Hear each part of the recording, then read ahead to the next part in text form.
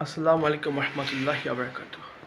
প্রিয় দর্শক শ্রোতা, আজকে আমরা সবাই গাছপালা নিয়ে কথা বলবো যে গাছপালা কেন আমাদের জন্য গুরুত্বপূর্ণ। ওকে, গাছপালা আমরা কোথা থেকে কি পাই? আমরা গাছের নার্সারি থেকে পাই, আমরা সব জায়গা থেকে পাই। আমরা গাছ কেন কাটি?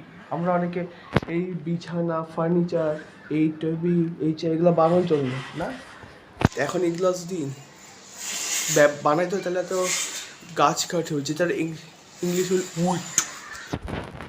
কিন্তু উডের একটা মানে আছে স্মল ফরেস্ট মেটো। তো এই গাছের সাহায্যে আমরা শ্বাস নিতে পারি। এখন শ্বাস যদি না থাকতো, অক্সিজেন না থাকতো, তাহলে আমরা বাঁচতে পারতাম না। এখন আমরা এই পানি জলকে আমরা পান করছি, আমাদেরকে আল্লাহ দিয়েছে। এই যে বৃষ্টি আমরা নদী থেকে পাই, সব জায়গা থেকে পাই। তাই আমাদের পানি কখনো ওয়েস্ট করা উচিত না। তো আজকের জন্য এইটুকুই। পরের ভিডিও ঠিক দেখা বিবিত। বাই।